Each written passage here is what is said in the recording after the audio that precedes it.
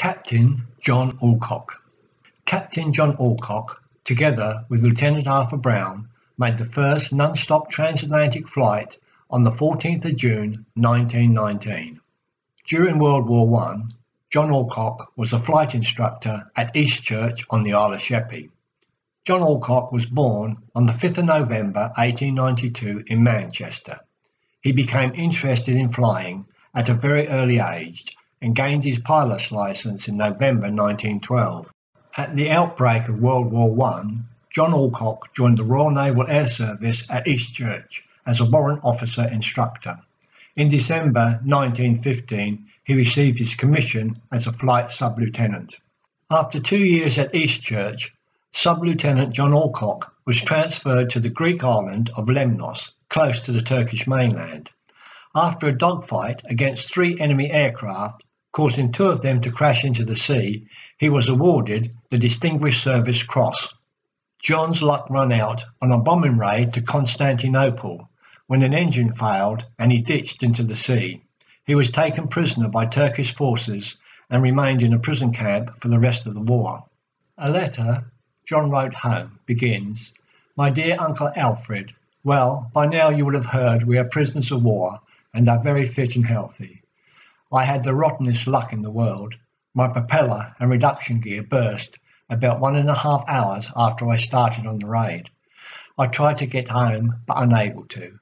I landed safely in the sea with some effort. Sat on the machine for over 2 hours making signals. Why I wasn't picked up is a mystery to me. At last, I had to leave the bus, which was sinking, to get to shore. Was in the water well over an hour. Following the war, Captain John Alcock became a test pilot before making his attempt to fly across the Atlantic.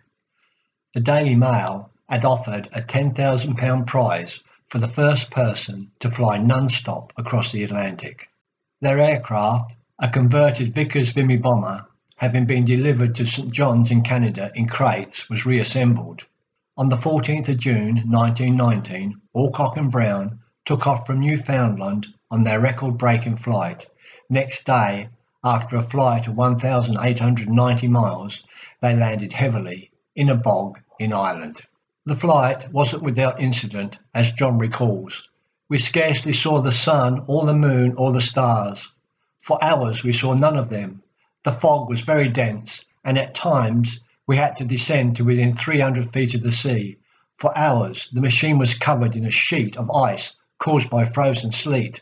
At another time, the sleet was so dense that my speed indicator didn't work. Following the historic flight, both flyers were knighted. On the 18th of December 1919, Captain John Alcock crashed his plane in thick fog near Rouen in France and died a short time later.